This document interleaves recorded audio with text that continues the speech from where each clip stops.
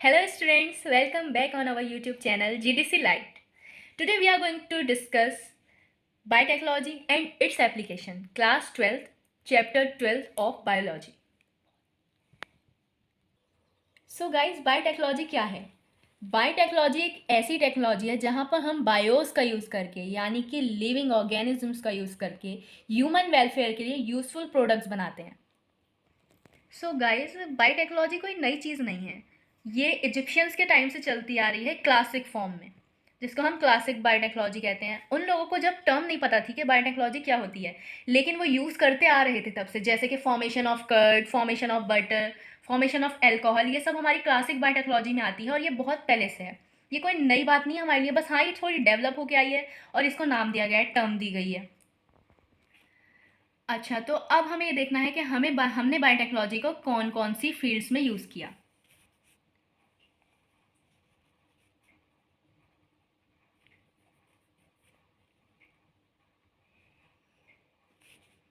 In the field of agriculture,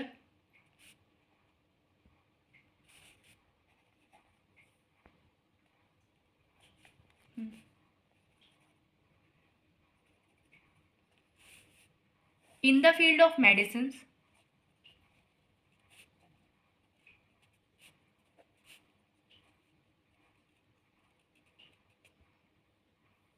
and in the field of animals.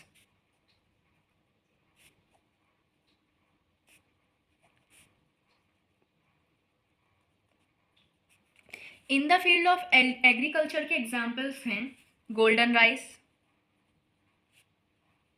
Flavour share tomato,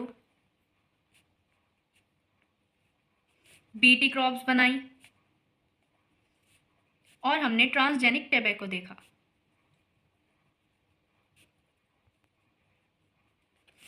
in the field of medicines में हमने hormones बनाए, insulin बनाया, growth hormone बनाया, thyroxine बनाया, gene therapy की, जैसे अगर कोई जीन खराब हो गया तो उसे चेंज करना, और मॉलिक्यूलर डायग्नोसिस किया.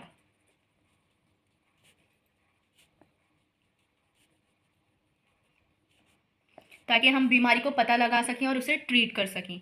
इन द फील्ड ऑफ एनिमल्स में रोजी, एंडी और ग्रेसी जैसे एनिमल्स. तो इन फील्ड्स में हमने बायोटेक्नोलॉजी का यूज़ किया. So this is what we are going to study today. अच्छा, अब एक बात है, हम बायोटेक्नोलॉजी को एग्रीकल्चर की फील्ड में क्यों लाए? Why we put biotechnology in crops?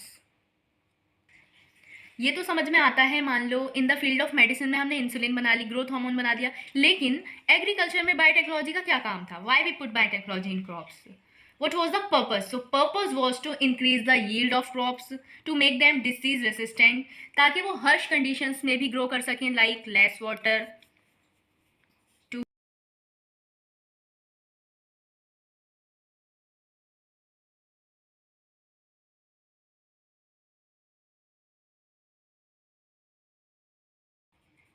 जिससे कि वो हर टाइप की उसमें सर्वाइव कर सके हमारी क्रॉप्स. जैसे कि लेस वाटर है, हाई टेम्परेचर है, हाई विंटर है, और काफ़ी सारी ऐसी चीज़ें थी जैसे कि उनकी न्यूट्रिशन वैल्यू बढ़ाने के लिए हम इसलिए बायोटेक्नोलॉजी को इस फील्ड में लाए, एग्रीकल्चर में लाए.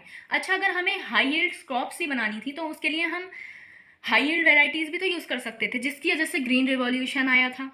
ग्रीन रिवॉल्यूशन में क्या हुआ था? हाई यील्ड वेराइटीज़ यूज़ की थी और एग्रोकेमिकल्स यूज़ किए थे, लाइक फर्टिलाइजर्स, पेस्टिसाइड्स, ये सब यूज़ किए थे. लेकिन ग्रीन रिवॉल्यूशन हुआ तो था, लेकिन जितने उसके फ़ायदे थे उसी के साथ उसके नुकसान भी थे. ग्रीन रिवॉल्यूशन ने टेम्परेरीली तो फ़ायदा किया था, लेकिन वो लॉन्ग टर्म के लिए सही नहीं था, क्योंकि जब ग्रीन रिवॉल्यूशन जिस एरियाज़ में हो रहा था वहाँ कैंसर रेट बहुत बढ़ गया था, पहली बात तो. दूसरी बात ये कि हर फार्मर एग्रोकेमिकल्स अफोर्ड नहीं कर पा रहा था, वो बहुत एक्सपेंसिव थे. तो ग्रीन रिवॉल्यूशन ने थोड़ा फ़ायदा तो किया, लेकिन साथ ही साथ उसका अल्टीमेटली नुकसान भी हुआ था. सबसे बड़ी बात तो ये कि वहाँ पर डिजीज़ बढ़ने लगी थी, कैंसर रेट बढ़ने लगा था जिन एरियाज़ में हो रहा था, और दूसरा सबसे बड़ा यही था कि भाई फार्मर्स अफोर्ड नहीं कर पा रहे थे इतने एग्रोकेमिकल्स यानी कि पेस्टिसाइड्स या फर्टिलाइजर्स काफ़ी हाई क्वांटिटी में चाहिए थे। ग्रीन रेवोल्यूशन से क्रॉप प्रोडक्शन तो ट्रिपल हुआ था, लेकिन ये नुकसान भी हुए थे। चलिए अब हम थोड़ा सा एनसीईआरटी में भी देख लेते हैं। यही लाइंस दे रखी हैं कि फूड ग्रीन रिवॉल्यूशन से ट्रिपलिंग ऑफ फूड तो हुई थी, फूड सप्लाई, लेकिन but not was enough for growing population. मतलब कि वो इतना जितनी पॉपुलेशन थी उसके हिसाब से पूरा नहीं हो पा रहा था। दूसरी बात यह है कि एग्रो केमिकल्स जो थे वो बहुत एक्सपेंसिव थे, तो हर फार्मर्स उसे सारे फार्मर्स उसे नहीं अफोर्ड कर पा रहे थे। तो ग्रीन रिवॉल्यूशन की वजह से ये नुकसान हुए, बट थैंक गॉड जब तक हमारे पास बायोटेक्नोलॉजी आ चुकी थी। अच्छा, आपको पता है फादर ऑफ ग्रीन रिवॉल्यूशन कौन थे?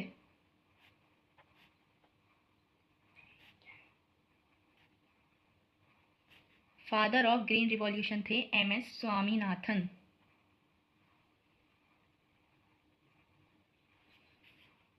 तो हम अब इन द फील्ड ऑफ एग्रीकल्चर पढ़ रहे हैं, तो हम सबसे पहले आते हैं पेस्ट रेसिस्टेंट प्लांट्स पे।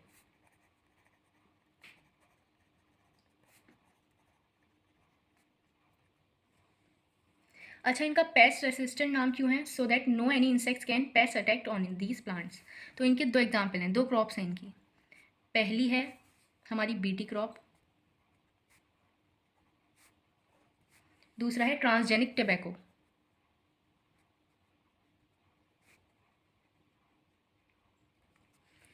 So what are BT crops?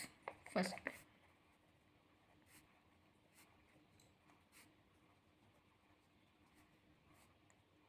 BT crops क्या थी? अच्छा, बीटी का मतलब क्या है? बीटी है एक बैक्टीरिया का नाम जिसको कहते हैं हम बैक्टीरियस थ्यूरेंजिनेसिस।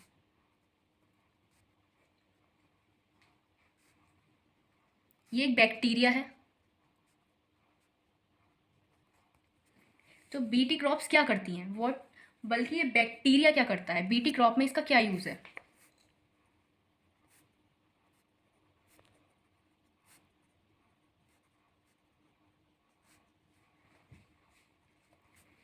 ये बैक्टीरिया क्या करेगा? मान लो ये हमारा एक प्यारा सा छोटा सा बैक्टीरिया है, इसका नाम है बैक्टीरियस थ्यूरेंजिनेसिस। हंस रहा है। इसके अंदर एक जीन होता है, इसको हम क्राइजीन कहते हैं, और ये क्राइजीन क्राई प्रोटीन बनाता है। ये हमारा बैक्टीरियस थ्यूरेंजिनेसिस है, बैक्टीरिया है ये, ठीक है। इसके अंदर ये क्राइजीन होता है जो कि क्राई प्रोटीन बनाता है। अच्छा, ये क्राई प्रोटीन जो है ये इनएक्टिव टॉक्सिन है, लेकिन ये तो ये हमारा इनएक्टिव टॉक्सिन है क्राई प्रोटीन, लेकिन एल्कलाइन मीडियम में जाते ही ये एक्टिव हो सकता है। तो ये बैक्टीरिया क्या करता है? ये बैक्टीरिया जो है वो, इसके अंदर जीन होता है जिसको हम क्राइजीन कहते हैं, ठीक है। ये जीन क्राई प्रोटीन बनाता है। क्राई का क्या मतलब है? ये क्रिस्टलाइन नेचर का होता है।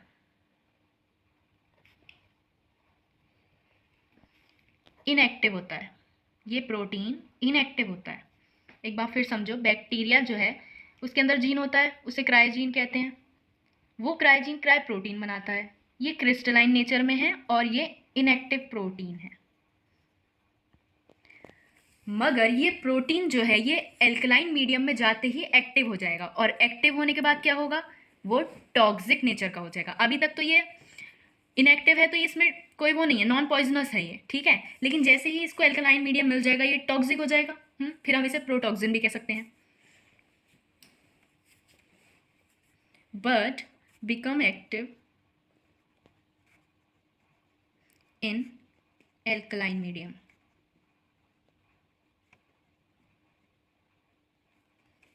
और फिर एक्टिव होने के बाद, अभी तक तो नॉन पॉइजनस था ये प्रोटीन, नॉन पॉइजनस था, लेकिन जैसे इसे एल्कलाइन मीडियम मिला ये जो है ये एक्टिव हो गया और ये फिर टॉक्सिक हो गया, और मैंने इसे प्रोटॉक्सिन कह दिया।